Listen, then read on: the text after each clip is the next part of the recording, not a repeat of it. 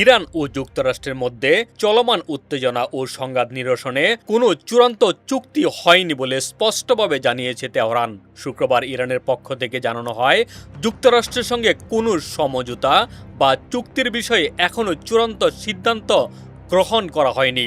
এর আগে মার্কিন প্রেসিডেন্ট ডোনাল্ড ট্রাম্প দ্রুত একটি চুক্তি স্বাক্ষরের সম্ভাবনার কথা উল্লেখ করেন। তবে ইরান তার সেই দাবিকে অনুমান ভিত্তিক বলে প্রত্যাখ্যান করেছে। ট্রাম্প বৃহস্পতিবার প্রথমে ইরানের বিরুদ্ধে কঠোর হামলার হুঁশিয়ারি দেন, কিন্তু পরের দিনই জানান আলোচনায় অগ্রগতি হওয়ায় হামলার সিদ্ধান্ত বাতিল করা হয়েছে। তার দাবি, আলোচকরা ইরানের সঙ্গে একটি চমৎকার সমঝোতায় পৌঁছেছেন। তিনি আরও বলেন, চুক্তিটি চূড়ান্ত নথি প্রস্তুতির উপর নির্ভর করছে এবং তা কয়েকদিনের মধ্যেই সম্পন্ন হতে পারে। এছাড়া ইউরোপে চুক্তি স্বাক্ষরের সম্ভাবনার কথাও উল্লেখ করেন তিনি। তবে ইরানের পররাষ্ট্র মন্ত্রণালয়ের মুখপাত্র ইসমাইল বাগাই এসব দাবিকে সরাসরি প্রত্যাখ্যান করেন।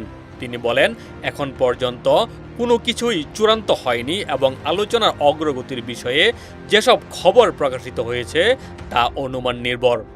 এর আগে ট্রাম্প প্রশাসন একাধিকবার ইরানের সঙ্গে চুক্তি প্রায় চূড়ান্ত বলে দাবি করলেও বাস্তবে তা কার্যকর হয়নি বলে উল্লেখ করা হয়।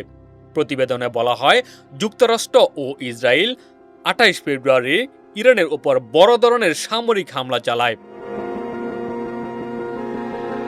এর জবাবে ইরান উপসাগরীয় অঞ্চলে পাল্টা আক্রমণ করে এবং হরমুজ প্রণালীতে কার্যত চাপ সৃষ্টি করে।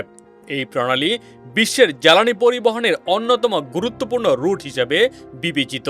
এপ্রিলে দুই পক্ষ যুদ্ধবিরতিতে সম্মত হলেও পরবর্তীতে থেমে থেমে পাল্টাপাল্টি হামলার ঘটনা ঘটে। চলতি সপ্তাহে দুই দফা সংঘর্ষের ঘটনা আন্তর্জাতিক অঙ্গনে ব্যাপক উদ্বেগ তৈরি করে। এর মধ্যেই ট্রাম্প বারবার সমঝোতার সম্ভাবনার কথা বলে আসছেন। তার সাম্প্রতিক মন্তব্যের পর বিশ্ববাজারে তেলের দামেও প্রভাব পড়ে।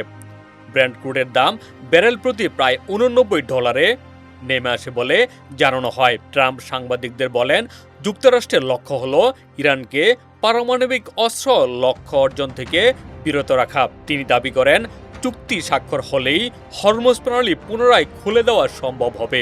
সব মিলিয়ে ইরান ও যুক্তরাষ্ট্রের সম্পর্ক নিয়ে নতুন করে অনিশ্চয়তা ও উত্তেজনা তৈরি হয়েছে আন্তর্জাতিক অঙ্গনে। ডেস্ক রিপোর্ট, বাংলাবাজার পত্রিকা।